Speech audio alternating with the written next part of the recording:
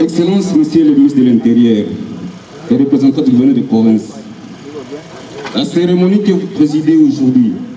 va suivre le programme que voici. Nous sommes dans le groupement de Runingu, en chefferie de Bafouliru, dans le territoire d'Uvira au site Kivu. Ce sont là les membres de différentes communautés locales d'Uvira, les acteurs de la société civile, les autorités politico-administratives et militaires qui participent ce jeudi 14 septembre 2023 à la cérémonie de lancement officiel du projet pilote PDDRCS dans ce territoire de la province du site Kivu. Il s'agit du projet initiative pilote pour appuyer les PDDRCS dans la réinsertion des ex-combattants dans les zones prioritaires à l'est de la République démocratique du Congo, notamment dans la province de l'Ituri, du Nord Kivu, ainsi que du Sud Kivu. À l'occasion de cette activité qui s'est tenue dans les avant-midi de ce jeudi, des discours ont été prononcés, dont celui de l'administrateur du territoire d'Uvira, du chef de la chefferie de Bafouliru, du représentant du chef des missions de l'OIM en RDC, de la chef des bureaux de la MONUSCO Sud Kivu Maniema, de la coordonnatrice provinciale du PDDRCS et du ministre provincial de l'Intérieur et Affaires coutumières. Dans son allocution, les représentants du chef de mission de l'OIM en RDC, Syriac Tirandekoura, a fait savoir que ce projet de 6 millions de dollars a été financé par les fonds de cohérence pour la stabilisation en raison de 2000 dollars par province, dont l'Ituri, le Nord Kivu et le Sud Kivu. Ce programme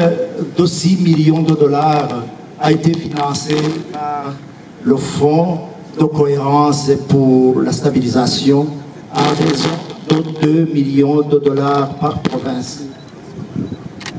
Il y repose sur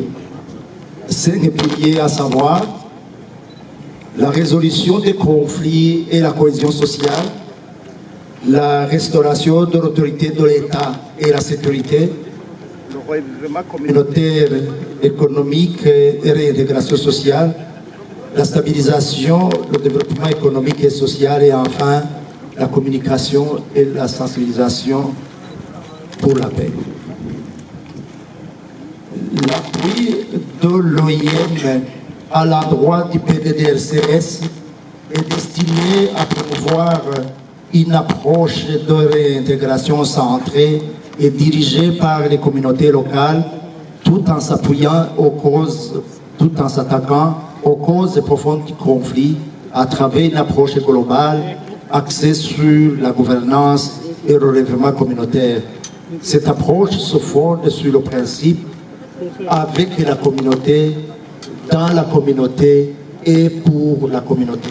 Pour Grace Ngabo Mugerangabo, ce projet va contribuer à réduire les taux d'enrôlement des jeunes au sein des groupes armés et réitérer aussi ceux qui désirent rejoindre la vie civile après le processus de désarmement et de mobilisation. En outre, depuis le mois de mars 2023, que l'OIM, avec l'appui financier du Fonds de cohérence pour la stabilisation, d'un projet pilote de stabilisation en appui au PDDRCS dans les 3 provinces de l'Est de la République démocratique du Congo, dans les 3 provinces Nord Kivu, Sud Kivu et Ituri, conformément à l'approche du projet de réinsertion socio-économique, les bénéficiaires se réalisera sous forme de travaux de haute intensité de main-d'œuvre, afin d'appuyer un grand nombre de jeunes à risque pour réduire ainsi les taux d'enrôlement des jeunes au sein de groupes armés et réitérer ainsi ceux qui désirent rejoindre la vie civile après le processus de désarmement et de mobilisation. Insister auprès de jeunes à haut risque de s'approprier les processus de désarmement et de mobilisation communautaire.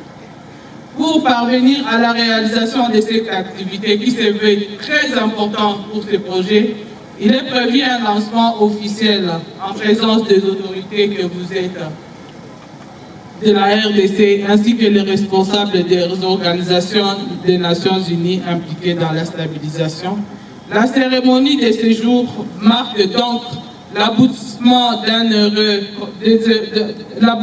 des heureuses consultations communautaires que nous avons menées avec notre partenaire OIM afin de mieux orienter la mise en œuvre du projet devant réhabiliter les tronçons routiers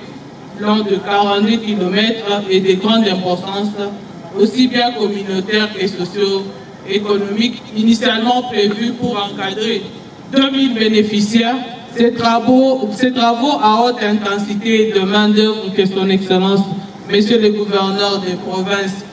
représenté par le ministre provincial de l'Intérieur,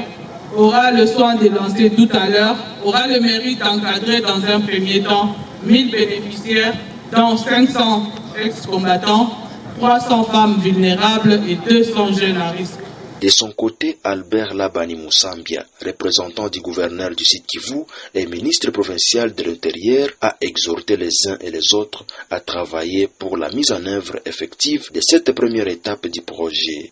J'exhorte donc les personnes sélectionnées